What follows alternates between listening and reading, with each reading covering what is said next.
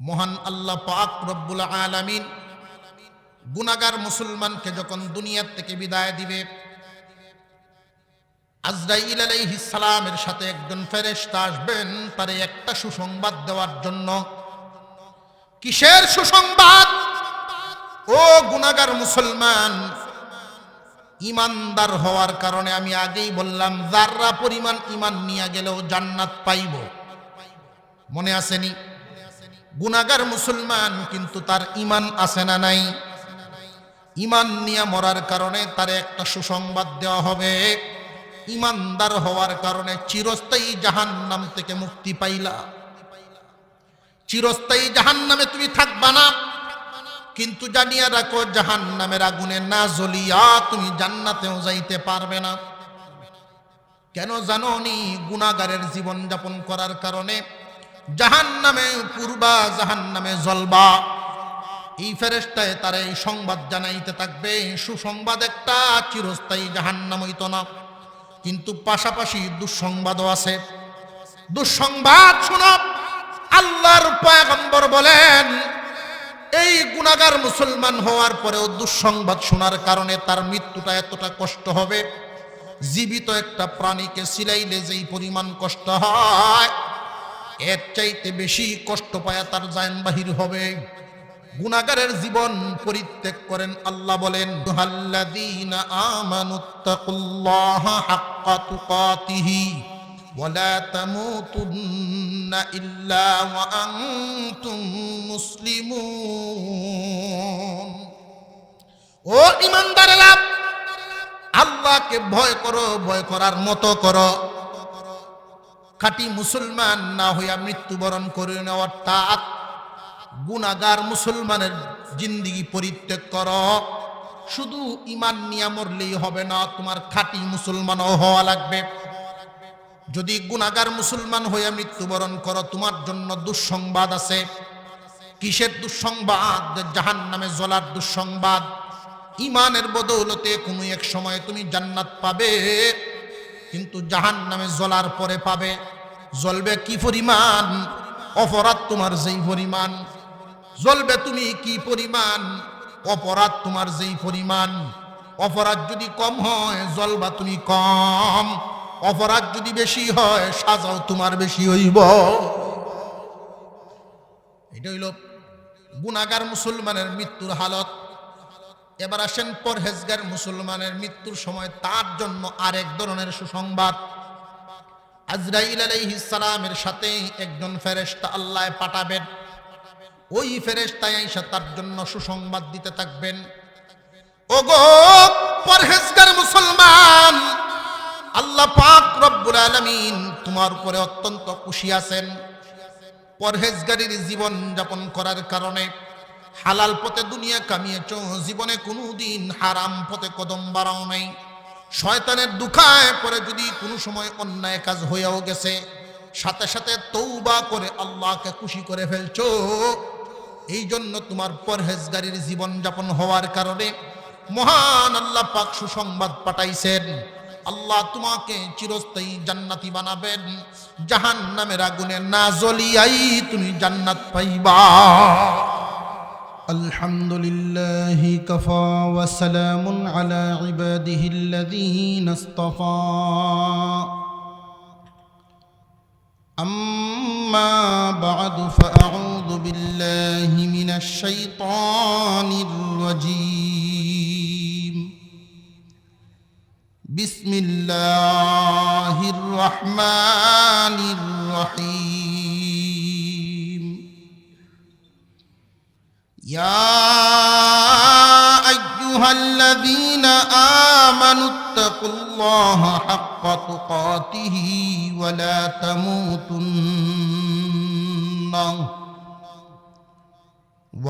تموتن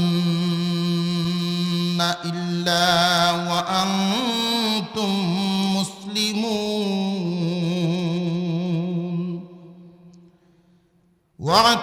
واعتصموا بحبل الله جميعا ولا تفرقوا واذكروا نعمة الله عليكم إذ أعداء فألف بين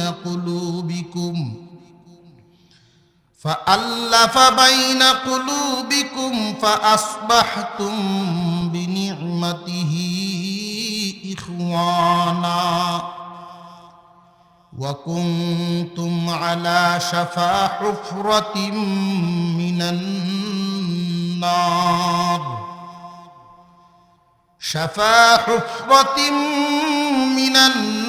النار فأنقذكم منها كذلك يبين الله لكم آياته لعلكم تهتدون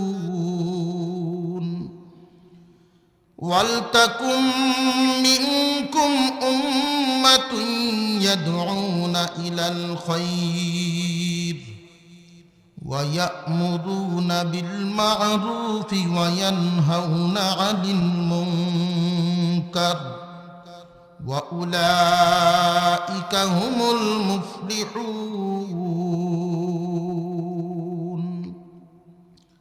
صدق الله العظيم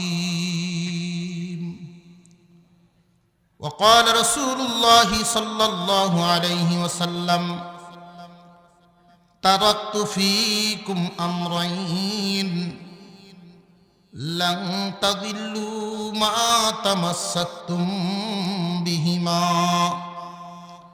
كتاب الله وسنة رسوله وصدق رسوله النبي الكريم ونحن على ذلك من الشاهدين والشاكرين والحمد لله رب العالمين اللهم صل على محمد وعلى آل محمد كما صليت على إبراهيم وعلى آل إبراهيم إنك حميد مجيد اللهم بارك على محمد وعلى آل محمد كما باركت على إبراهيم وعلى آل إبراهيم إنك حميد مجيد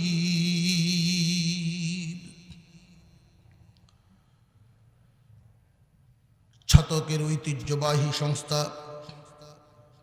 যুব সমাজ কল্যাণ সংস্থার উদ্যোগে আয়োজিত 37তম 3 দিন ব্যাপী সিরাতুন নবী সাল্লাল্লাহু আলাইহি ওয়াসাল্লাম 3 দিন ব্যাপী মাহফিলের আজকের প্রথম দিনের চলতি অধিবেশনের শ্রদ্ধাভাজন সভাপতি সাহেব, উপস্থিত হযরত উলামায়ে কেরাম, বিশেষ করে আমার পূর্বে আলোচনা করে গেছেন আমার অত্যন্ত মহব্বতের মানুষ, যোগ্য আলোচক, জামানার জন্য এক রহমত, উম্মতের জন্য হযরতুল আল্লাম হযরত মাওলানা মুফতি আনিসুর রহমান সাহেব দামাত বরকাতুহুল আলিয়া, উপস্থিত হযরত উলামায়ে কেরাম, মুরব্বিয়ানে আযম, সর্বস্তরের মুসলমান ভাইয়েরা, পর্দার আড়াল থেকে আলোচনা শুনছেন দিনদার ইমানদার মুসলমান মা ও বোনেরা, মহান আল্লাহ পাকের কাছে শুকর আদায় করি যিনি অত্যন্ত দয়া করে এই কোরআনের মজলিসে আমাদেরকে অংশগ্রহণের তৌফিক দান করেছেন। এজন্য সকলেই বলি আলহামদুলিল্লাহ। আপনারা শুনেছেন ঘোষকের ঘোষণা, আমার আলোচ্য বিষয় লিফলেটেও উল্লেখ করা আছে, সূরা আলে ইমরানের 2 থেকে 5 নং আয়াত। আমি 2 নম্বর আয়াত থেকে শুরু করি, 102 নং আয়াত থেকে 105 নং আয়াত। একটা অধিবেশনে এতটুকুন তর্জমা করলেই সময় শেষ হয়ে যায়। আল্লাহর কালামে আল্লাহ পাক আমাদেরকে কত সুন্দর দিক নির্দেশনা দিয়েছেন। আমি ধারাবাহিকভাবে একটা একটা করে আয়াত সামনের দিকে এগিয়ে যেতে থাকব। আমি আমার সময়ের ভিতরে যতটুকু কোলাতে পারি আল্লাহ যেন আমাদেরকে তৌফিক দেন, ধৈর্যের সাথে শুনতে পারি, আমলের তৌফিক দেন, বলুন আমিন। মহান আল্লাহ পাক রব্বুল আলামিন প্রথমেই ডাক দেন, ইয়া আইয়ুহাল্লাযীনা আমানু, ও ঈমানওয়ালাগণ, ও ঈমানওয়ালারা। এর একটা অর্থ আছে, ও জান্নাতের মালিকরা। সুবহানাল্লাহ কইতেন না? এক একজন ঈমানদার এক একটা জান্নাতের মালিক। কেউ যদি যাররা পরিমাণ ঈমান নিয়েও দুনিয়া ছাড়ে, আল্লাহ তাকে 10 দুনিয়ার সমান একটা জান্নাতের মালিকানা দান করবেন। ঈমানের যে কত দাম,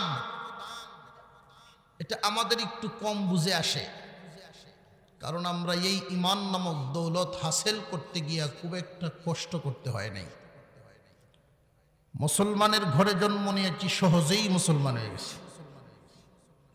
এই ঈমান নামক দৌলত হাসিল করতে গিয়া যারা বাড়ি হারাইছেন, ঘর হারাইছেন, আত্মীয় স্বজন হারাইছেন, তাদের কাছে এই দৌলতের অনেক দাম। আল্লাহ পাক রব্বুল আলামিন একজন ঈমানদারকে যাররা পরিমাণ ঈমানওয়ালা কেউ জান্নাতের মালিক বানাবেন। যাররার পরিমাণটা কি? দেখবেন সূর্যের আলো অনেক সময় আমাদের ঘরের ভেড়ার ছিদ্র দিয়া, কোনো একটা ছিদ্র দিয়া ঘরের ভিতরে ঢুকে। ওই আলোটার মধ্যে কিছু ধুলা কণা বালি উড়াউড়ি করতে থাকে, যেটা স্বাভাবিক চোখে দেখা যায় না। এত ছোট হওয়ার কারণে সাধারণ চোখে দেখা যায় না, আলোতে থাকলে দেখা যায়। ওই ছোট্ট বালিকণা সম পরিমাণ ঈমান নিয়েও যদি কেউ মরতে পারে, আল্লাহ তাকে 10 দুনিয়ার সমান জান্নাত দান করবেন। ঈমানদার মানে জান্নাতের মালিক। কোন সুবহানাল্লাহ। তো আমি প্রথমেই 102 নং আয়াত সূরা আলে ইমরানের 102 থেকে 105 নং আয়াত আমার আলোচ্য বিষয়। আমি প্রথমে শুরু করছি 102 নং আয়াত দিয়ে। মহান আল্লাহ ডাক দিলেন, ইয়া আইয়ুহাল্লাযীনা আমানু, ও ঈমানওয়ালা। এটা বড় আদরের ডাক। আমরাও দুনিয়াতে সন্তানাদি, ছোট ভাই, এরা যদি কোনো ভালো কাজ করে, খুশির কাজ করে, তখন আমরাও ডাকি নাম ছাড়া অন্য কোনো শব্দ দিয়া। বাবা, সোনা, চান, লক্ষ্মী, এই জাতের ডাক আছে না নাই? আদরের ডাক। আল্লাহ পাক আব্দুর রহমান, আব্দুল্লাহ এই জাতীয় শব্দ বলেন নাই, ঈমানওয়ালা বলেছেন, আদরের ডাক দিয়েছেন। ইয়া আইয়ুহাল্লাযীনা আমানুত্তাকুল্লাহা হাক্কা তুকাতিহি ওয়া লা তামুতুন্না ইল্লা ওয়া আনতুম মুসলিমুন। আল্লাহ পাক রব্বুল আলামিন বলেন, ও ঈমানদাররা, ঈমানওয়ালা। ঈমানওয়ালা মানে জান্নাতের মালিক। এই ঈমানওয়ালা গণকে আল্লাহ পাক রব্বুল আলামিন ঈমানদার বলে সম্বোধন করিয়া তিনি আদেশ দেওয়া শুরু করলেন, ও ঈমানওয়ালাগণ, আল্লাহকে ভয় করো। ইত্তাকুল্লাহ, আল্লাহকে ভয় করো। প্রশ্ন জাগে, আমরা আল্লাহকে কেন ভয় করব? যেহেতু তাফসির মাহফিল, এই জন্য কিছু কথা বলা লাগে। আল্লাহকে ভয় করার কারণটা কি? পৃথিবীর জমিনে একজন আরেকজনকে ভয় করে, কিছু কারণ আছে। সাধারণত 2টা কারণে একজন আরেকজন মানুষকে ভয় করে। একটা গ্রাম আরেকটা গ্রামকে ভয় করে, একটা দেশ আরেকটা দেশকে ভয় করে।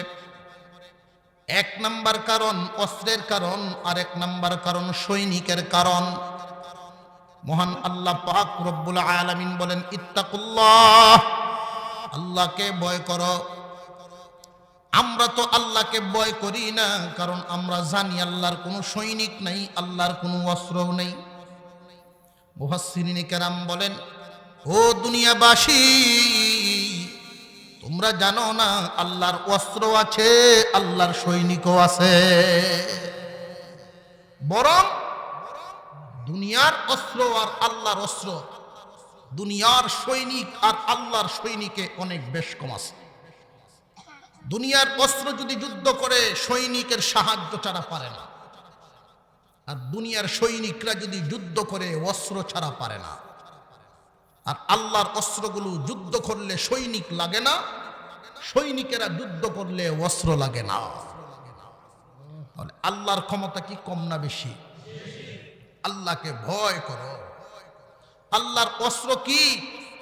আসমানের নিচে জমিনের উপরে আল্লাহর এক একটা প্রাণী, মহান মৌলাই করিমের এক একটা প্রাণী এক একটা ক্ষেপণাস্ত্র। মহান আল্লাহ যদি হুকুম দেন, ও পিপিলিকা মানুষের বিরুদ্ধে লেগে যাও, আমাদের বেঁচে থাকা কষ্ট হয়ে যাবে। শুধু পিঁপড়া যদি মানুষের বিরুদ্ধে চলে যায়, মানুষ বাঁচতে পারবে না। একটু জোরে কর, ঠিক না ভাই? মহান আল্লাহ পাকের এক একটা অস্ত্র, আসমানের নিচে জমিনের উপরে প্রত্যেকটা প্রাণী আল্লাহ এক একটা ক্ষেপণাস্ত্র। আল্লাহর অস্ত্র আছে না নাই? আল্লাহর সৈনিক কারা? আল্লাহর ফেরেশতারা। সমস্ত ফেরেশতাগণের কমান্ডার জিবরাইল আলাইহিস সালাম। মহান আল্লাহ পাক রব্বুল আলামিন আয়াতের মধ্যে বলেন, ও ঈমানদারেরা আল্লাহকে ভয় করো, হাক্কা তুকাতিহি, ভয় করার মতো। এই মতোটা বলতে আমি সহজভাবে আপনাদেরকে বলি, আপনাদের এই গণেশপুর গ্রামে যদি সুন্দর একটা ঘর কারোর থাকে, এই ঘরটা দেখে আরেকজন যদি ইচ্ছা করেন যে আমি এটার মতো একটা ঘর বানাতে চাই, ইঞ্জিনিয়ার বা মিস্ত্রির সাথে আলোচনা করবে, এটার মতো একটা ঘর বানায় দাও। মতোটা বুঝছেন তো? আল্লাহ পাক বুঝাইলেন, যারা আল্লাহকে ভয় করে জীবন যাপন করে তাদের মতো ভয় করো। এটা একটা অর্থ। ওয়ালা তামুতুন্না ইল্লা ওয়া আনতুম মুসলিমুন, মৃত্যুবরণ করো না খাঁটি মুসলমান না হইয়া। আয়াতের শুরুতে আল্লাহ বলেন, ও ঈমানওয়ালা, ও জান্নাতের মালিক। আয়াতের শেষে বলেন, মুসলমান না হইয়া মৃত্যুবরণ করিও না। এতে বোঝা গেল ঈমানদার হইলেই সব একসাথে জান্নাতে যেতে পারবে না। ঈমানদার হইলেই জান্নাতে যেতে পারবে না, কথাটা বোঝার দরকার। ঈমানদার হইলেই সামান্য যাররা পরিমাণ ঈমান নিয়ে গেলেও সে জান্নাত পাবে, কিন্তু সব ঈমানদাররা একসাথে জান্নাতে যাবে না। মহান আল্লাহ এখানে পরামর্শ দিলেন, তুমি মুসলমান না হইয়া মরিও না, মৃত্যুর যন্ত্রণা বড় কঠিন। মুসলমান না হইয়া মরিও না, কবরের আযাব বড় কঠিন। মুসলমান না হইয়া মরিও না, হাসরের যন্ত্রণা বড় কঠিন। মুসলমান না হইয়া মরিও না, ফুলসিরাত বড় ভয়াবহ জায়গা। মুসলমান না হইয়া মরিও না, জাহান্নামের শাস্তি বড় কঠিন। কোন ধরনের মুসলমান হওয়ার জন্য আল্লাহ আমাদেরকে তাগিদ দিলেন? মুসলমান সাধারণত তিন প্রকার। মুসলমান কয় প্রকার? তিন প্রকার। এই তিন প্রকার মুসলমানের আল্লাহ যে বললেন, মৃত্যুবরণ করিও না মুসলমান না হইয়া।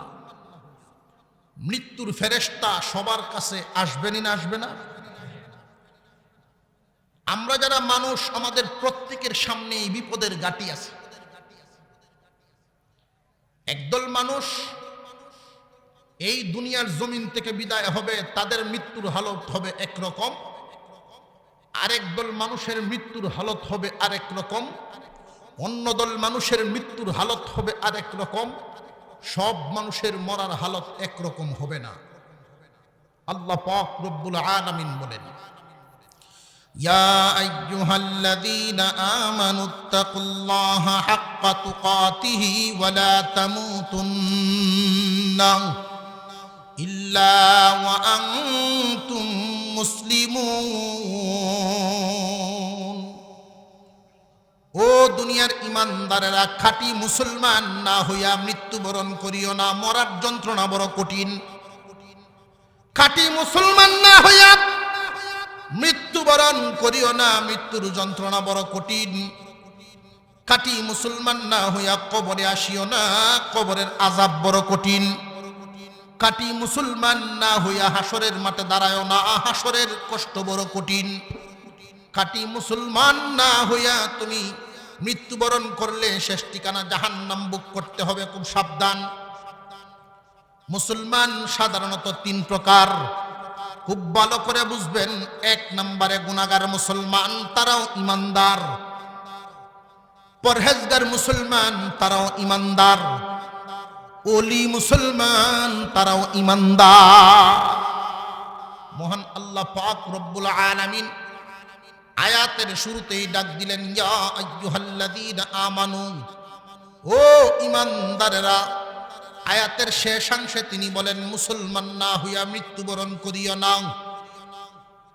এক নাম্বার গুনাহগার মুসলমান, দুই নম্বরে পরহেজগার মুসলমান, তিন নম্বরে আল্লাহর ওলি মুসলমান। মুসলমান কয় প্রকার? তিন প্রকার। মহান আল্লাহ যে বললেন মুসলমান না হইয়া মৃত্যুবরণ করিও না, কোন ধরনের মুসলমান হওয়ার জন্য আল্লাহ আমাদেরকে পরামর্শ দিলেন, এই কথাটা একটু বোঝা দরকার। শুধু ইমানদার হইয়া মরলেই মৃত্যুর যন্ত্রণা থেকে বাঁচা যাবে না। শুধু ঈমান নিয়ে মরলেই কবরের আযাব থেকে বাঁচা যাবে না। শুধু ঈমান নিয়ে মরলেই জাহান্নামের আগুন থেকে বাঁচা যাবে না। এই কথাগুলো একটু সময় নিয়ে বুঝতে হবে। একটু সময় দিতে রাজি আছেন? যে সমস্ত ভাইয়েরা দাঁড়িয়ে আছেন, মেহেরবানি করে বসে যান। খুব বেশি লম্বা চূড়া হবে এরকম না, কারণ আজকে প্রথম দিন, সামনে আরো 2 দিন আছে। অনেক বিজ্ঞ উলামায়ে কেরাম আপনাদের সামনে গুরুত্বপূর্ণ বিষয় নিয়ে আলোচনা করবেন। প্রতিদিনই তো আসতে হবে, এই জন্য খুব বেশি যে লম্বা চূড়া হবে এমন না। আমি একটু শর্টকাট ভাবে একটা বিষয় আপনাদের সামনে তুলে ধরার চেষ্টা করব। প্রথমে আমরা 3 প্রকার মুসলমানের পরিচয় জানি। প্রথমে 3 প্রকার মুসলমানের পরিচয় জানা দরকার। 1 নাম্বার গুনাহগার মুসলমান। ঈমান আছে, ঠিক ঈমান আছে, কিন্তু আল্লাহ পাক রব্বুল আলামিনের আইন কানুন পরিপূর্ণ মানে পালন করে না। মনে প্রাণে বিশ্বাস করে কিন্তু পালন করে না। সুযোগ পাইলে হালাল পথে কামায়, সুযোগ পাইলে হারাম পথেও কামায়। চাকরি করিয়া বেতনও লয়, আবার সুযোগ পাইলে ঘুষও লয়। ঘুষ খাইলে কি কাফের হয়ে রেখে? কথা বুঝেন নাই? ঘুষ খাইলে কি কাফের হয়? সুদ খাইলে কাফের হয়? সেও মুসলমানই, কিন্তু গুনাহগার মুসলমান। কথা বুঝে আসতেছে? হালাল হারাম পার্থক্য করিয়া চলে না। আল্লাহর যত আইন কানুন মনে প্রাণে বিশ্বাস করে পালন করে না। সুযোগ পাইলে আছে, সুযোগ নাই করে না। যেই মাত্র বৈশাখে দাওয়া লাগিয়ে যায়, নামাজের মুসল্লি কমে যায়। আছে না নাই? অবসর সময়ে মুসল্লি বাড়ে, অর্থাৎ দুনিয়াকে প্রাধান্য দেয়। হালালে হারামে দুনিয়া মিলায়া চলে, আল্লাহর হুকুমকে তোয়াক্কা করে না, মনের কথায় চলে। লোকটা আবার ইমানদার। কোন ধরনের মুসলমান? গুনাহগার মুসলমান। মুসলমান বটে কিন্তু গুনাহগার। পরহেজগার মুসলমানের পরিচয়। পরহেজগার মুসলমানের পরিচয় হলো, আল্লাহ পাক রব্বুল আলামিন যা হালাল করেছেন, হালালকে হালাল জেনে চলে, হারামকে হারাম জেনে চলে। উপবাস থাকতে রাজি, হারাম খাবে না। হালাল পথে যদি সুযোগ পায় মাসে 1 কোটি টাকা ইনকাম করব, জায়েজ আছে না নাই? কথা বুঝে আসতেছে আপনাদের? হালাল পথে প্রতি মাসে 1 কোটি টাকা কামাইব, কিন্তু হারাম পথে 1 টাকাও গ্রহণ করবে না। হালাল পথে যত সুখ শান্তি ভোগ করার করবে, প্রয়োজনে 1 বিবি 2 বিবি 3 বিবি 4 বিবি পর্যন্ত তার সামর্থ্য থাকলে সবকিছু মিলাইয়া গ্রহণ করবে। কিন্তু হারাম পথে ভিন্ন জায়গায় যত সুন্দরী যত লোভ লালসায় আসুক না কেন কদম বাড়াবে না। কথা বুঝে আসতেছে? কিন্তু এমন চরিত্রবানও আছে যারা হালাল পথে একাধিক বিয়ে করে ভিন্ন জায়গায় চরিত্র নষ্ট করিয়া লোক হালাল পথে বিবাহ করিয়াকে সমালোচনা করে। আছে না নাই? দেখবেন সমাজ ব্যবস্থাটা এত নিম্ন পর্যায়ে যাচ্ছে আমাদের, হালাল কাজটাকে হারামের চাইতেও ঘৃণার চোখে দেখা হয়, অথচ হারাম কাজ অহরহ করিয়া বেড়াচ্ছে। সাবধান থাকবেন, হালাল আর হারামের পার্থক্যটা বোঝা চাই। গুনাহগার মুসলমান হালাল হারাম পার্থক্য করিয়া চলে না জগা কিশোরী জগা কিশোরী। আর গুনাহ পরহেজগার মুসলমান হালালকে হালালের জায়গায় হারামকে হারামের জায়গায় যত কষ্টই হোক হারাম কাজ করবে না। হালাল পথে সুযোগ পাইলে কোটি টাকা ইনকাম করবে, দুনিয়ার লোভ লালসা বিল্ডিং দুনিয়ার নাজ নিয়ামত ভোগ করবে। হারাম পথে না হালাল পথে? হালাল পথে। এরা পরহেজগার মুসলমান, ওলি মুসলমান। হালাল পথে দুনিয়া কামানো জায়েজ, জায়েজ আছে না নাই? তো ওলি মুসলমান যারা হবে ওনাদের যে কয়েকটা গুণ বর্ণনা করা হয়েছে, এর মধ্যে একটা গুণ হইল হালাল পথেও দুনিয়া কামানোর লোভ লালসা থাকবে না। এই জাতের এই জাতীয় মানুষ সংখ্যায় খুব কম। এই জাতীয় মানুষ সংখ্যায় খুব কম। নাই যে একদম এরকম না।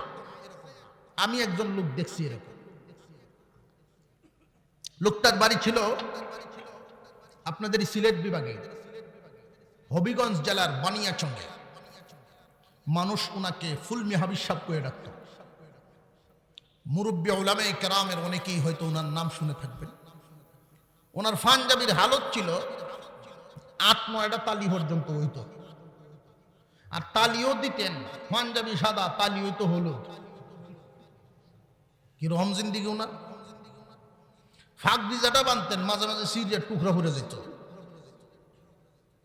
ফুলমি হাবিব সাহেব দেওবন্দের বড় আলেম।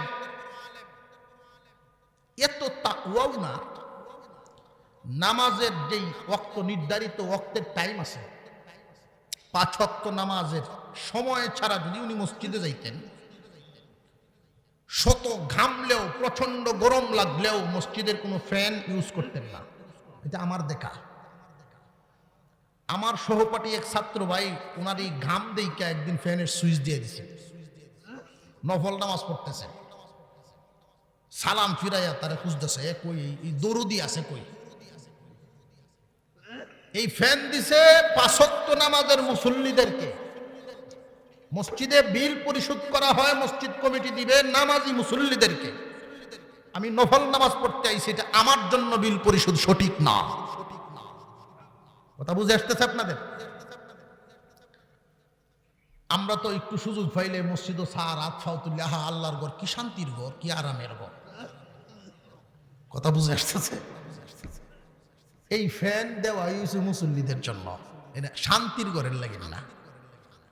কথা বুঝে আসতেছে আপনাদের? এই ফুলমি হাবিব সাহেব উনি যে কোনো যোগ্য লোক ছিলেন না, ধনী হওয়ার সুযোগ ছিল না, বিষয়টা এমন না।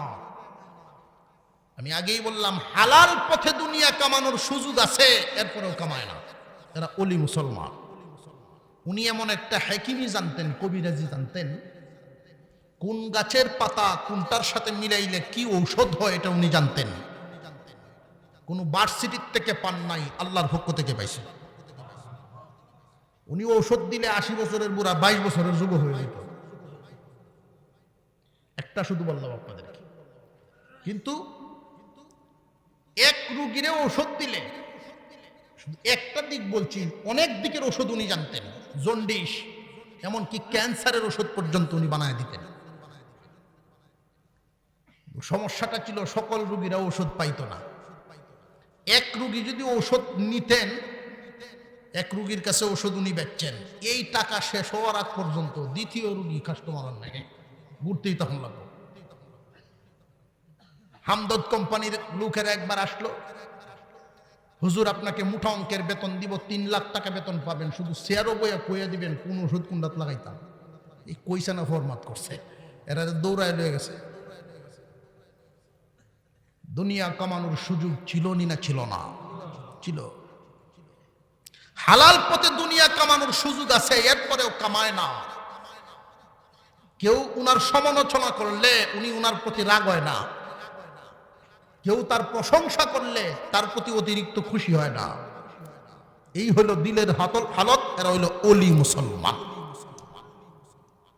মুসলমান কয় প্রকার? 3 প্রকার। গুনাহগার মুসলমান, পরহেজগার মুসলমান, ওলি মুসলমান। 3 প্রকার মুসলমানের মৃত্যুর হালত হবে 3 প্রকার। 3 প্রকার মুসলমানের মৃত্যুর হালত হবে 3 প্রকার। গুনাহগার মুসলমান, পরহেজগার মুসলমান, ওলি মুসলমান। গুনাহগার মুসলমানকে এক ধরনের সুসংবাদ দেওয়া হবে, পরহেজগার মুসলমানকে আরেক ধরনের সুসংবাদ দেওয়া হবে, ওলি মুসলমানদেরকে আরেক ধরনের সুসংবাদ দেওয়া হবে। মহান আল্লাহ পাক রব্বুল আলামিন গুনাহগার মুসলমানকে যখন দুনিয়া থেকে বিদায় দিবে, আজরাইল আলাইহিস সালামের সাথে একজন ফেরেশতা আসবেন তারে একটা সুসংবাদ দেওয়ার জন্য। কিসের সুসংবাদ? ও গুনাহগার মুসলমান, ইমানদার হওয়ার কারণে আমি আগেই বললাম যাররা পরিমাণ ইমান নিয়ে গেলেও জান্নাত পাইব। মনে আসেনি? গুনাহগার মুসলমান কিন্তু তার ইমান আছে না নাই? ইমান নিয়ে মরার কারণে তারে একটা সুসংবাদ দেওয়া হবে, ইমানদার হওয়ার কারণে চিরস্থায়ী জাহান্নাম থেকে মুক্তি পাইলা। চিরস্থায়ী জাহান্নামে তুমি থাকবা না, কিন্তু জানিয়া রাখো জাহান্নামের আগুনে না জ্বলিয়া তুমি জান্নাতেও যাইতে পারবে না। কেন জানো নি? গুনাহগারের জীবন যাপন করার কারণে জাহান্নামে পূর্বা, জাহান্নামে জ্বলবা। এই ফেরেশতায় তার এই সংবাদ জানাইতে থাকবে। সুসংবাদ একটা, চিরস্থায়ী জাহান্নাম হইতো না, কিন্তু পাশাপাশি দুঃসংবাদও আছে। দুঃসংবাদ শুনো, আল্লাহর পয়গম্বর বলেন এই গুনাহগার মুসলমান হওয়ার পরেও দুঃসংবাদ শোনার কারণে তার মৃত্যুটা এতটা কষ্ট হবে, জীবিত একটা প্রাণীকে সিলাইলে যেই পরিমাণ কষ্ট হয় এর চাইতে বেশি কষ্ট পায় তার জান বাহির হবে। গুনাহগারের জীবন পরিত্যাগ করেন। আল্লাহ বলেন আল্লাযীনা আমানুত্তাকুল্লাহা হাক্কা তুকাতিহি ওয়া লা তামুতুন্না ইল্লা ওয়া আনতুম মুসলিমুন। ও ঈমানদারেরা, আল্লাহকে ভয় করো, ভয় করার মতো করো। খাঁটি মুসলমান না হইয়া মৃত্যুবরণ করে না, অর্থাৎ গুনাহগার মুসলমানের জিন্দেগি পরিত্যাগ করো। শুধু ঈমান নিয়ে মরলেই হবে না, তোমার খাঁটি মুসলমানও হওয়া লাগবে। যদি গুনাহগার মুসলমান হইয়া মৃত্যুবরণ করো, তোমার জন্য দুঃসংবাদ আছে। কিসের দুঃসংবাদ? জাহান্নামে জ্বলার দুঃসংবাদ। ঈমানের বদৌলতে কোনো এক সময় তুমি জান্নাত পাবে, কিন্তু জাহান্নামে জ্বলার পরে পাবে। জ্বলবে কি পরিমাণ? অপরাধ তোমার যেই পরিমাণ জ্বলবে, তুমি কি পরিমাণ অপরাধ তোমার যেই পরিমাণ। অপরাধ যদি কম হয় জ্বলবা তুমি কম, অপরাধ যদি বেশি হয় সাজাও তোমার বেশি হইব। এটা হইল গুনাহগার মুসলমানের মৃত্যুর হালত। এবার আসেন পরহেজগার মুসলমানের মৃত্যুর সময় তার জন্য আরেক ধরনের সুসংবাদ। আজরাইল আলাইহিস সালামের সাথে একজন ফেরেশতা আল্লাহ পাঠাবেন। ওই ফেরেশতা আইসা তার জন্য সুসংবাদ দিতে থাকবেন। ওগো পরহেজগার মুসলমান, আল্লাহ পাক রব্বুল আলামিন তোমার উপরে অত্যন্ত খুশি আছেন। পরহেজগারির জীবন যাপন করার কারণে হালাল পথে দুনিয়া কামিয়েছ, জীবনে কোনোদিন হারাম পথে কদম বাড়াও নাই। শয়তানের দুখায় পরে যদি কোনো সময় অন্যায় কাজ হয়েও গেছে, সাথে সাথে তৌবা করে আল্লাহকে খুশি করে ফেলছো। এই জন্য তোমার পরহেজগারির জীবন যাপন হওয়ার কারণে মহান আল্লাহ পাক সুসংবাদ পাঠাইছেন, আল্লাহ তোমাকে চিরস্থায়ী জান্নাতি বানাবেন, জাহান্নামের আগুনে না জ্বলিয়াই তুমি জান্নাত পাইবা। জাহান্নামের আগুনে না জ্বলিয়াই জান্নাত পাবে ওরা হইল পরহেজগার মুসলমান। আর জাহান্নামে জ্বলিয়া পুরিয়া জান্নাত পাইব তারা হইল গুনাহগার মুসলমান। কথা বুঝে আসতেছে? এবার আসেন ওলি মুসলমানদের জন্য আরেক ধরনের সুসংবাদ। ওলি মুসলমানকে জান্নাতের সুসংবাদ দিলে ওলি খুশি না? আর একটু জোরে কন্যা সুবহান। কেন খুশি না? যে আল্লাহর ওলিগণের মন মানসিকতাটাই এমন হয়ে যায় যে এরা আল্লাহর কাছে জান্নাত চাইই না, একটা হালত তৈরি হয়ে যায়। হাজী ইমদাদুল্লাহ মুহাজির মক্কি রহমাতুল্লাহ আলাইহি উনি দোয়া করতেন আল্লাহর কাছে, আল্লাহ তুমি কেন বানাইছো তুমি জানো, জান্নাত দিবা নাকি জাহান্নাম দিবা ফয়সালা তো আগেই হয়ে গেছে, তবে আমি তোমারে ভালোবাসি। এই পৃথিবীর জমিনে সেজদা দিলাম, কোনোদিন দেখতে পাই নাই। তোমার জন্য নামাজ পড়ি কিন্তু তোমারে দেখতে পাই না, তোমার জন্য রোজা রাখি তোমারে দেখতে পাই না, তোমার জন্য কোরআন পড়ি তোমারে দেখতে পাই না। আয় আল্লাহ, এই দুনিয়ার জমিন থেকে যখন বিদায় দেওয়া হবে, যদি গো জাহান্নামেও দিয়ে দাও তোমারে যেন দেখতে পাই। তারা জান্নাত জাহান্নাম নিয়ে আলোচনা করে না, আল্লাহ নিয়ে আলোচনা করে। এদের মৃত্যুর সময় জান্নাত জাহান্নামের কোনো কথাই হবে না। আল্লাহ পাক রব্বুল আলামিন এদের মৃত্যুর সময় ফেরেশতাকে জানায়া দিবেন, জান্নাতের সুসংবাদ দিলে আমার এই ওলি খুশি না। জান্নাতের সুসংবাদ দেওয়া হবে পরহেজগার মুসলমানকে, ওলি মুসলমানকে আল্লাহ পাক রব্বুল আলামিন ফেরেশতা খাদিম দিয়া সুসংবাদ দেওয়াইবেন, ওগো আল্লাহর ওলি, আল্লাহ পাক আপনার কাছে সুসংবাদ পাঠাইছেন, দুনিয়া থেকে বিদায় হইলেই আল্লাহর দিদার নসিব হইব। আল্লাহর দিদারের সংবাদ পায়া তারা খুশি হয়। আপনারাও নিয়ে আবার কইন বলে কাল হতে কি আমরাও আর জান্নাত চাইতাম না? তারা তবকা আর আমরা তবকায় বেশ কম আছে না নাই? এক বেটায় বিয়া করছে সুন্দর বউ, আরেক বেটায় বিয়া করছে কালা বউ। সুন্দর বউ লাইন জামাই তো পাগল, এটা স্বাভাবিক। বউ অভিমান করছে, জামাই তুমি আয় না নিলে আমি যেতাম না, যার এই ফাটাও কাম হইতো না। বেড়া চিন্তা করলো যা ছাতক বাজারের একদিনের ব্যবসা 2000 লস, তবু আমার বউ আনার দরকার। সুন্দর বউ, বেটা ব্যবসা বন্ধ করে তুই বউ আনছে গিয়ে। এখন এই সুরত দিককে যদি কালা বেটিও কয়, বলে তুমি আয় না নিলে আমি যেতাম না, জামাই হবো আমি বাচ্চি তুই না আইলে। কথা ঠিক না বেঠি? দুইটা কি সমান? আমরার অবস্থান অনুযায়ী হিসাব মিলাই আমি কোন তবকার মধ্যে আছি। আল্লাহ যে বললেন মুসলমান না হইয়া মৃত্যুবরণ করিও না, আল্লাহ বলেন ইয়া আইয়ুহাল্লাযীনা আমানুত্তাকুল্লাহা হাক্কা তুকাতিহি ওয়া লা তামুতুন্না ইল্লা ওয়া আনতুম মুসলিমুন। আল্লাহ পাক রব্বুল আলামিন বলেন, ও দুনিয়ার ঈমানদার, খাঁটি মুসলমান না হইয়া মৃত্যুবরণ করিও না। কারণ মৃত্যুর বড় যন্ত্রণা, কবরের বড় যন্ত্রণা, হাসরের মাঠের যন্ত্রণা, আর জাহান্নাম বড় যন্ত্রণা। আল্লাহ পাক রব্বুল আলামিন ঈমানদারদেরকে মুসলমান হওয়ার যে পরামর্শ দিলেন, কোন ধরনের মুসলমান হইয়া মরার কথা বুঝাইছেন। মুসলমান তো 3 প্রকার, গুনাহগার হইয়া, পরহেজগার হইয়া, ওলি হইয়া। খুব ভালো করে বুঝবেন এই যে কথাগুলো। গুনাহগার মুসলমান 3 প্রকার, গুনাহগার মুসলমান, পরহেজগার মুসলমান, ওলি মুসলমান। 3 প্রকার মুসলমানই জান্নাত পাবে। কিন্তু আল্লাহ যে পরামর্শটা দিলেন, ওরে মুসলমান ঈমানদার, তুমি খাঁটি মুসলমান না হইয়া মৃত্যুবরণ করিও না। কোন ধরনের মুসলমান হইয়া মরার কথা বলছেন?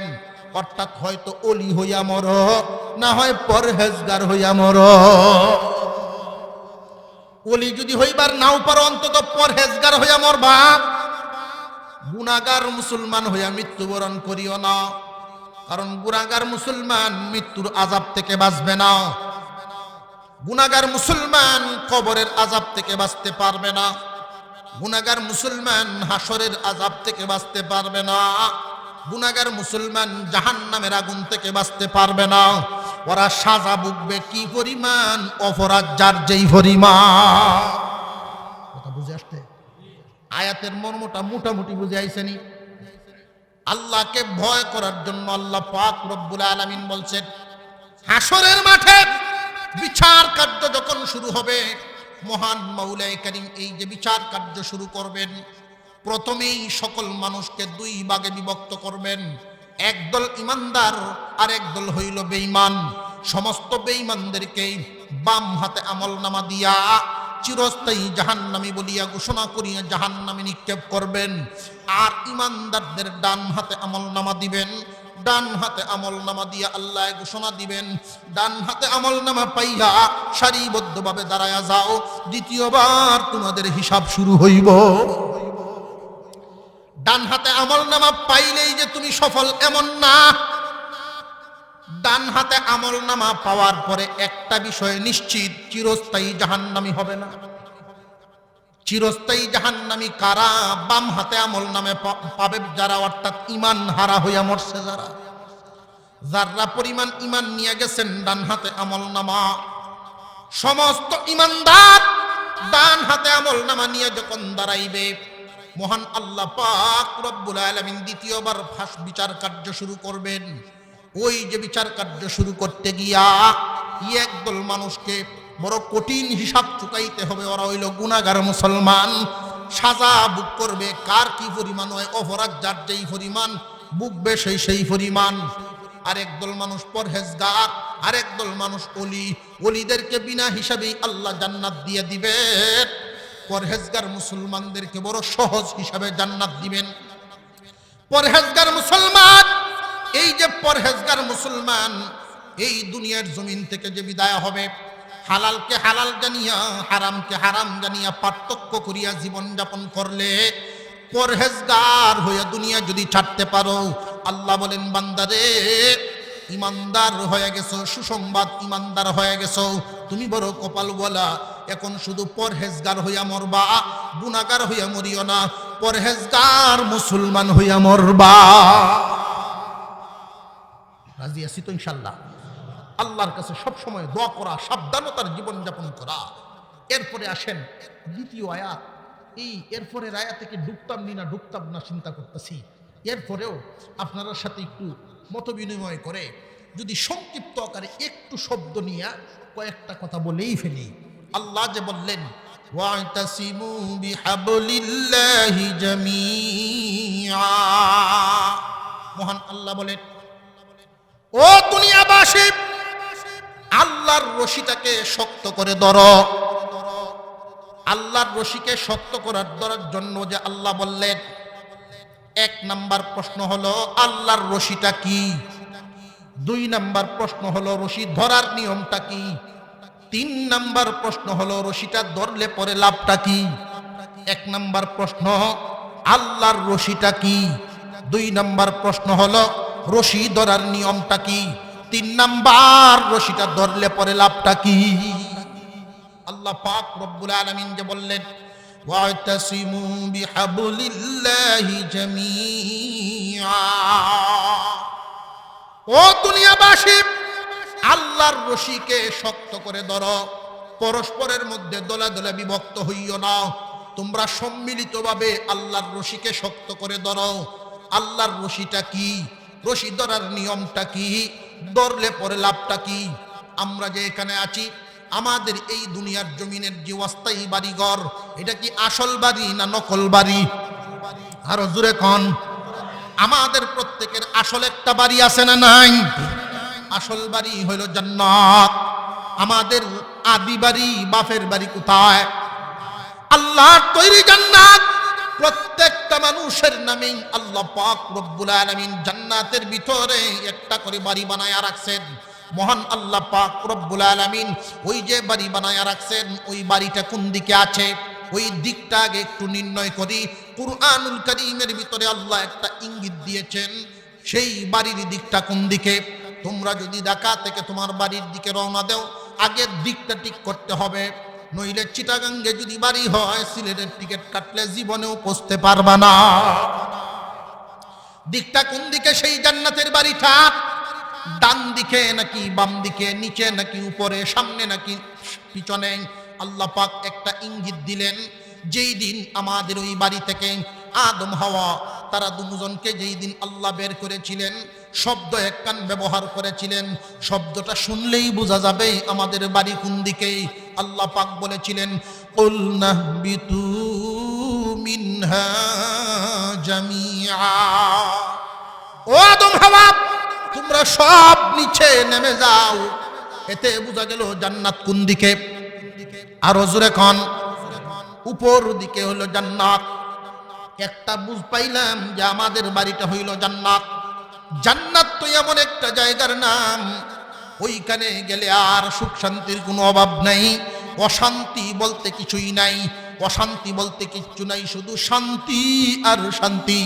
জান্নাতের ভিতরে যাওয়ার ইচ্ছা আসেনি? কি শান্তির জায়গা রে ভাই!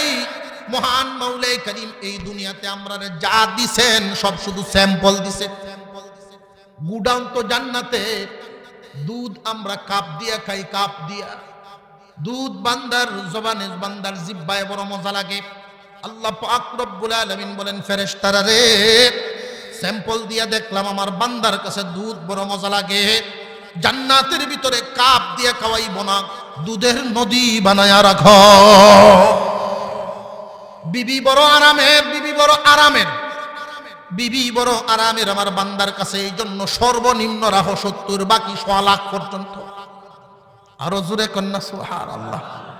জান্নাতের ভিতরে যত নিয়ামত এই দুনিয়ার জমিনে শুধু স্যাম্পল দিছেন, গুডাউন তো সব জান্নাতের ভিতরে। আমরা এখানে যা আছি এই হালত কারোর থাকবে না। জান্নাতের সামনে ঝর্ণা আছে 2টা, একটা ঝর্ণার পানি পান করানো হবে, আর একটা ঝর্ণার পানি দিয়ে গোসল দেওয়া হবে। যেই মাত্র গোসলটা দেওয়া হবে, জান্নাতি বান্দার মধ্যে পরিবর্তন চলে আসবে 4টা। 1 নাম্বার পরিবর্তন, আদম আলাইহিস সালামের বডির মতো বডি হয়ে যাবে। 2 নাম্বার পরিবর্তন, 33 বছরের যুবকে পরিণত হবে। 3 নাম্বার পরিবর্তন, হযরত ইউসুফ আলাইহিস সালামের চাইতেও সুন্দর হয়ে যাবে। 4 নাম্বার পরিবর্তন, দাউদ আলাইহিস সালামের চাইতেও প্রত্যেকের কণ্ঠ সুন্দর হয়ে যাইব। ওই জান্নাতের বাড়িতে যাইতে রাজি আসেনি? ইচ্ছা করলেই তো যাওয়ান যায়, কারণ উফরে তো আছে, জানিয়ে লাইলাম। যেহেতু জেনে ফেললাম, রওনা দেন। কি পরিমাণ দূরে খুব ভালো করে বুঝিয়ে রাখি। যদি দেখা যায় 2000 মাইল দূর, 5000 মাইল উপরে যদি জান্নাত হয়, আমরা আগে কাফের রয়ে যাইব। কারণ বিমান কি মুসলমানদের হাতে বেশি না তারার হাতে বেশি?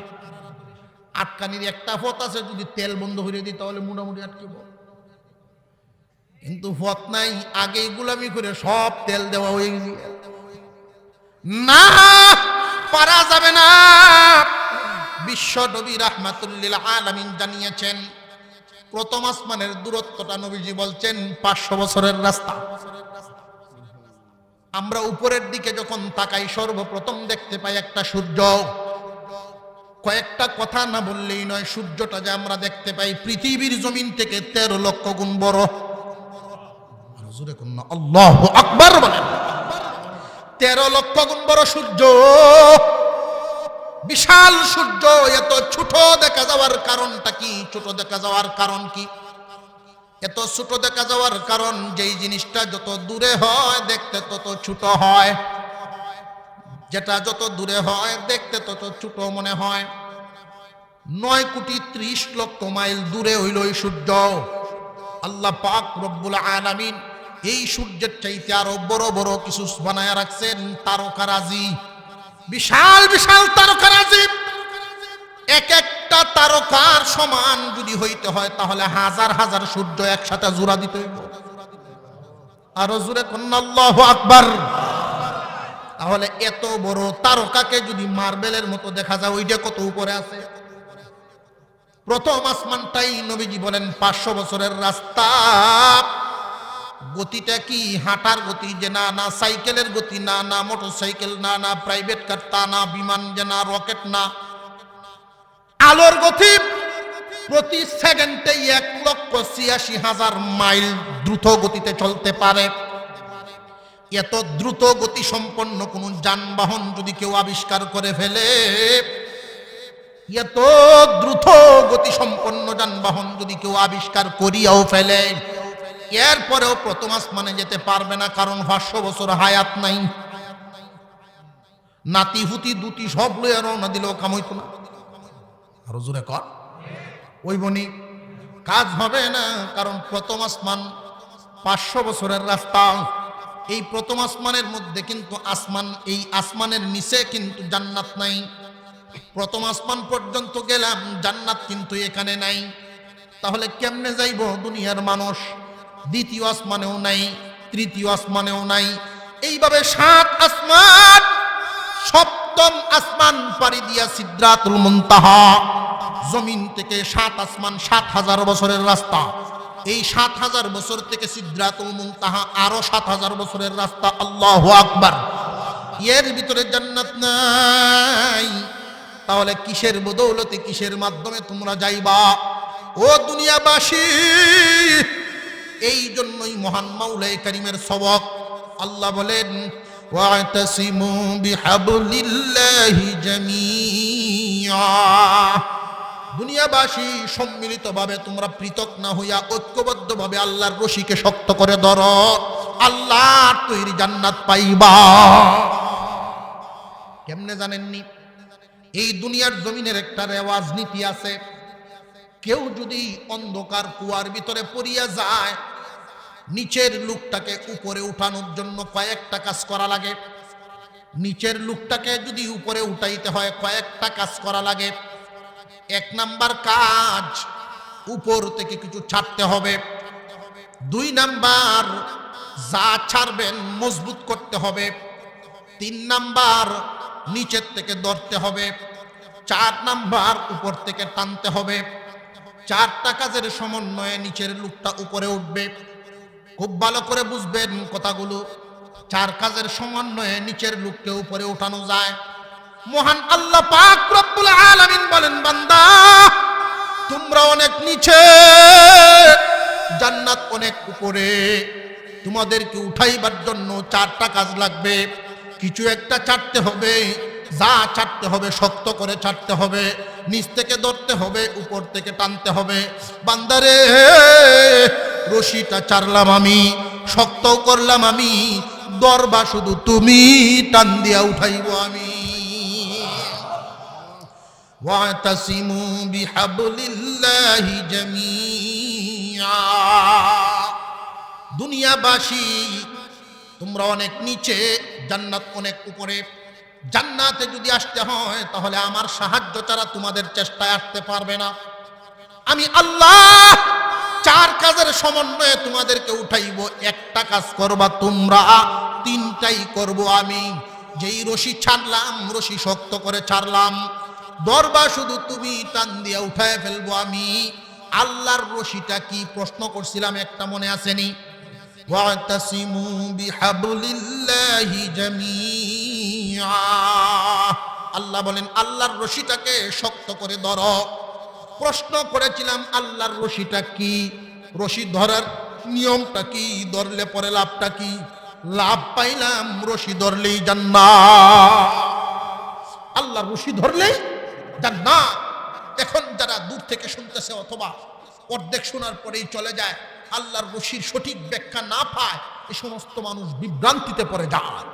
পড়ার পরে এরা এমন এক তালের মধ্যে ভুগে, এক বেড়া রশির সংবাদ পাইছে, রশি ধরলেই জান্নাত। কুস্তে কুস্তে তবলিগে গেছে, পায় না। এরপরে বিভিন্ন ওয়াজ তাফসীরে যায়, সংবাদ পাইতাছে না। 40 দিনে চিল্লা লাগাইছে, কাম হইল না। বিশ্ব ইস্তেমা করছে, রশির কোনো আলাপ নাই। 15 দিন লাগায় উমরা করে আইছে, রশি পাইতেছে না, আরেকবার গিয়ে রশি পাইছে সার দুহানো হইয়া। কারণ আমরা যে চায়ের দোকানগুলো দেখবেন এটি একটা সংসদ ভবন, জোরে কোন ঠিক না ঠিক? বুদ্ধিজীবী, চাকরিজীবী, রাজনীতিবিদ সকল মাথায় একান্ন হয়, আর সব হইল অকর্মা। জোরে কোন ঠিক না ঠিক? বড় তেমন একটা দাম দুম নাই, এই নয় আড্ডা মারে সার দোহানো যত জাতের গপ্প। আপনি কোনো একটা আলাপকালী এই এর মাঝখানে ছেড়ে দিন, আপনার আলাপের একবারে জানবার হইলে ছেড়ে দেবেন। যেই মাত্র বলছে যে রশি একটু জানতাম আসলাম, আল্লাহর রশিটা কোনানো, আরেকজন কোনার তাকে দূর বেড়া আল্লাহর রশি পাইছিস না, হলো রশি যদি ভাবন লাগে ফরিদপুর যা, আট রশি আছে না নাই? কয় রশি? তার যুক্তিটা হইল জান্নাতের দরজা হইল 8টা, রশিও আছে 8টা। ভাই ওইখানে যদি যান, জান্নাতের দরজা 8টা, রশিও 8টা। এটা 7-এর গ্রামটার নাম 7 রশিয়া। এটা হলো 8 রশি, 7-এর গ্রামটার নাম 7 রশি। তাহলে জাহান্নামও তো 7টা। আল্লাহ বুঝাইছে রশি একটা, তুমি বুঝো আর একটা, ইমান চলে যাবে। ডাক্তারের রুগীরে দেখছে ফাতলা ভাইখানা করতে করতে আদা মরা হয়েছে, বাচ্চারে সিরাপ দিছে, মা বাপরে কইছে তোমরা এই বাচ্চারে ঠিক মতো 3 বার খাওয়াইবা, খাওয়ানোর আগে ভালো করে জাকি দিলইও। রাস্তা তাই আম্মা এই জিগায় বাবারে তুমি কি তা বুঝছো জাকি দেওয়ার কথা যে কইলো সারে? আমি যারা বুঝছি আমি ধরবো, অত তুমি ধরবা ভাও।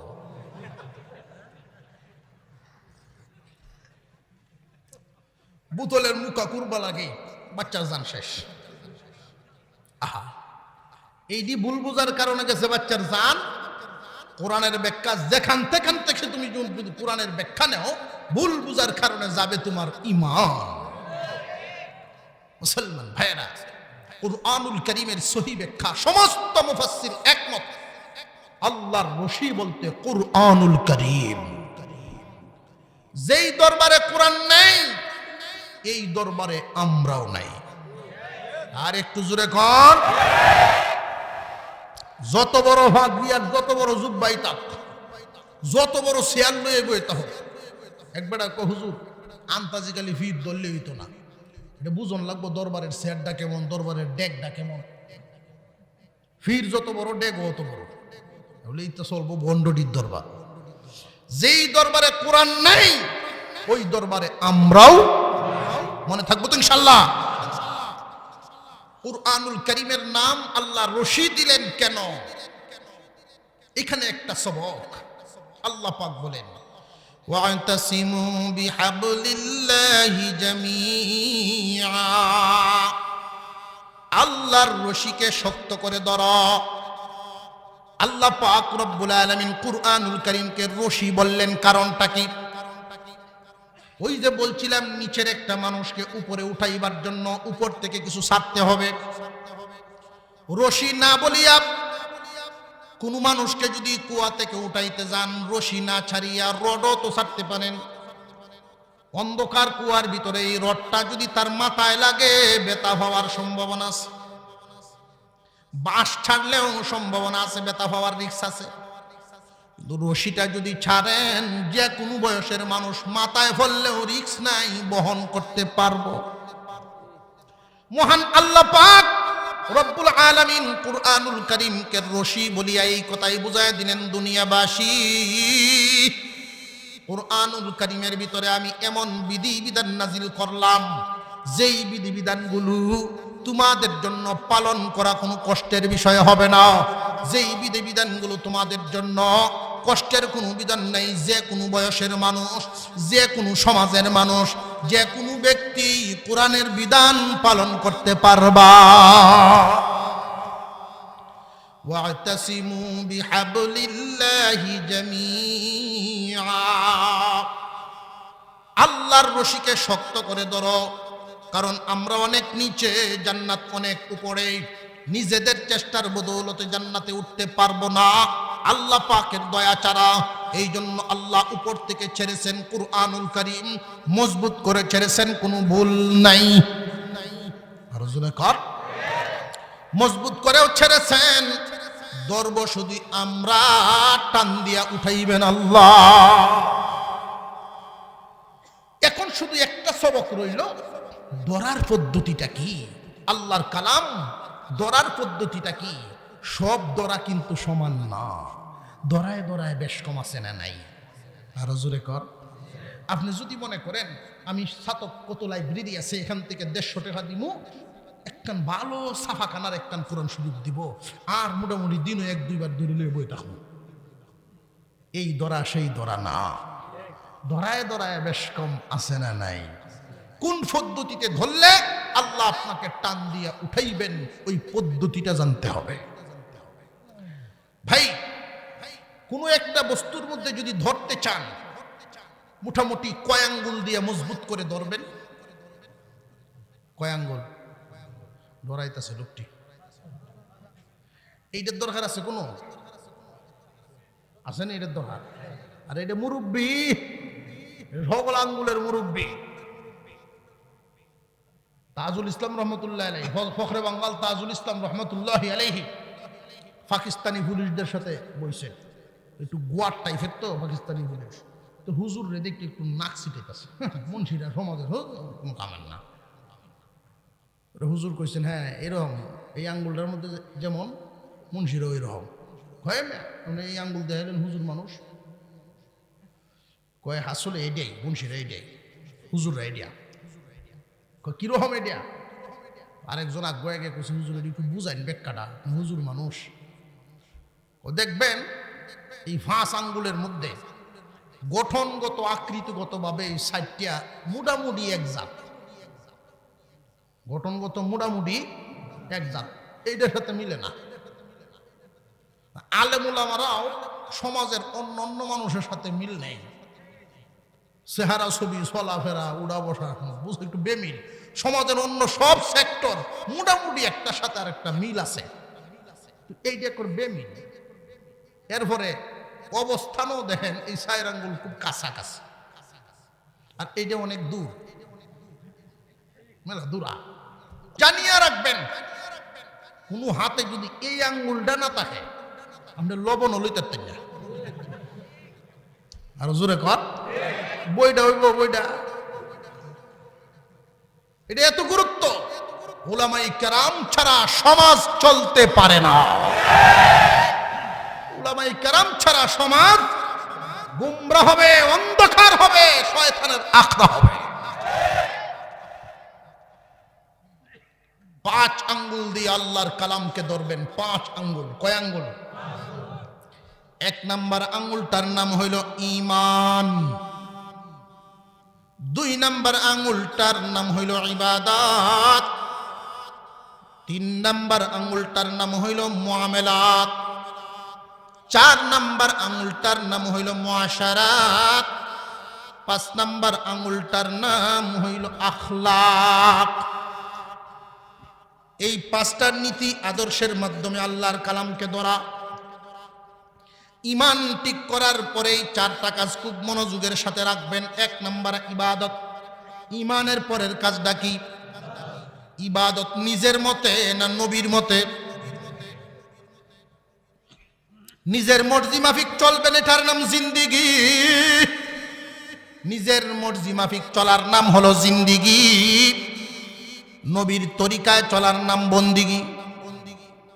নিজের মতে চলবেন, আপনার দুনিয়ার চাহিদা পূরণের জন্য খাবার খাইবেন, দাঁড়ায়া খাইলেও ভেড়ে যাইব, ডাইনিং টেবিলও যাইব, চাইনিজেও যাইব, কিন্তু ইবাদত হবে না। আর সুন্নত তরিকায় দস্তরখান বিছায় যদি খানা খান, পেটও ভরব, চাহিদা পূরণও হবে, 100 শহীদের সওয়াব।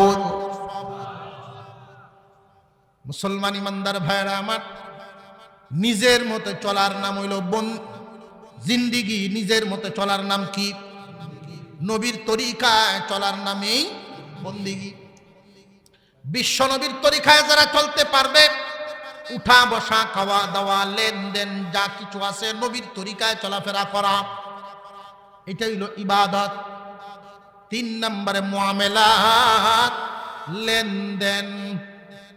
এই লেনা দেনাটা খুব গুরুত্বপূর্ণ ব্যাপার। বিশ্বনবী রাহমাতুল লিল আলামিন বর্ণনা করেন, কারোর ব্যাপারে যদি ভালো মন্দ যাচাই বাছাই যদি করতে চাও, 1 নাম্বার পদ্ধতি, কারোর সাথে তোমার দীর্ঘদিনের চলাফেরা লাগবে। দীর্ঘদিন যদি কারোর সাথে তুমি চলাফেরা করো তাহলে বুঝবা লোকটা ভালো না মন্দ। 2 নাম্বার, অল্প সময়ে যদি কারোর ব্যাপারে ধারণা করতে চাও, জানতে চাও, তাহলে তার সাথে লেনদেন করো। লেনদেনেই মানুষ পরীক্ষা হইয়া যায়। লেনদেন সঠিক টাকা চাই। কিয়ামতের দিন অনেক মানুষ আসামি হবে, হাসরের মাঠে অনেক মানুষ আসামি হবে লেনদেন ঠিক না থাকার কারণে। 4 নাম্বার, মুআশারাত, আদব, মানুষের সাথে আচার আচরণ সুন্দর হওয়া। মানুষের সাথে আচার আচরণ সুন্দর হওয়ার একটা ছোট্ট কথা বলে আলোচনা শেষ করে দেব। মানুষের সাথে আচার আচরণ সুন্দর যদি করতে পারেন, কি লাভ?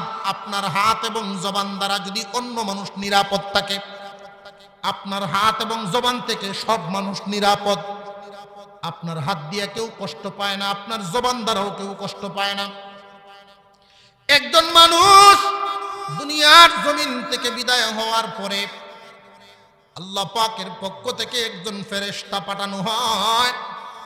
ওই ফেরেশতা সমাজে ঘুরিয়ে ঘুরিয়ে মানুষের তত্ত্ব শুনেন, মানুষের কথা শুনে। একটা মানুষ যেই সমাজে বসবাস করে গেছেন, ওই সমাজের মানুষগুলো তার ব্যাপারে কি মন্তব্য করে, বেশিরভাগ মানুষই যদি বলে না লোকটা বড় ভালো মানুষ ছিল, আল্লাহর দরবারে এই ফেরেশতা চলিয়া যান, আল্লাহ বেশিরভাগ মানুষ তোমার বান্দারে ভালো বলছে। আল্লাহ পাক রব্বুল আলামিন বলেন, ফেরেশতারা রে, আমার এই বান্দার কিছু গোপন গুনাহ ছিল, কেউ জানে না। আমার বান্দার গোপন কিছু গুনাহ, যেই গুনার খবর কেউ জানে না। আমরা এখানে যারা আছি, বুকে হাত দিয়া চিন্তা করে দেখেন, এমন কিছু গুনাহ আসেনি যেটা আপনার বিবিও জানে না। স্বামীর গুনাহ বিবি জানে না, বিবির গুনাহ স্বামী জানে না। যদি জানতো কত সংসার ভাঙ্গিয়া যাইত। আল্লাহ পাক রব্বুল আলামিন সাত্তার নামক চাদর দিয়া ডাকিয়া রাখছেন। মহান মাওলাই কারীম একে অপরের কাছে লজ্জিত করেন না। দেখি বান্দা গোপনে গোপনে তওবা করে মাপ চায় কিনা। বান্দা যখন দুনিয়ার থেকে বিদায় হয়ে যায়, ফেরেশতারা এই তথ্য দেয়। আল্লাহ পাক বলেন, ফেরেশতারা রে, এলাকাবাসীর কাছে লোকটা বড় ভালো হইয়া দুনিয়ার থেকে বিদায় হয়ে গেল। এলাকার মানুষ তারে ভালো বলল, গুনাহ কিছু আছে, গোপন গুনাহ, এই খবর কেউ জানে না, এমনকি তোমরাও জানো না। আমার বান্দা সবার কাছে আচার আচরণের মাধ্যমে ভালো হয়ে যাওয়ার কারণে আমি আল্লাহ খুশি হইয়া ওই গোপন গুনাহগুলো গোপনেই মাফ করে দিলাম। আচার আচরণ ভালো হওয়া চাই, আদব কায়দা ভালো হওয়া চাই। আপনার আচরণে যদি একজন মানুষ সন্তুষ্ট হয়, আপনার কথাবার্তায় যদি একজন মানুষ সন্তুষ্ট হয়, আল্লাহ বড় খুশি হন। 5 নাম্বার, আখলাক, চরিত্র। আখলাক ঠিক রাখবেন, আল্লাহর আরশের ছায়াতলে জায়গা পাবেন। আল্লাহ পাক রব্বুল আলামিন সারা জিন্দেগি ভর কোরআনের মহব্বত যেন দিলের ভিতরে রাখেন। কোরআন আল্লাহর রশি, এই রশির মাধ্যম ছাড়া জান্নাতে উঠা যাবে না। মহান মাওলাই কারীম বলেন, এই রশির মাধ্যম ছাড়া জান্নাতে উঠতে পারবা না। আল্লাহ যেন আমাদেরকে আমলের তৌফিক দান করেন, বলুন আমিন। আমি আপনাদেরকে একটা আবদার করতে চাই। আমি মুসাফির মানুষ, আখির মুনাজাত হবে, শায়েখ আছেন এখানে, 2-3 মিনিটের মধ্যে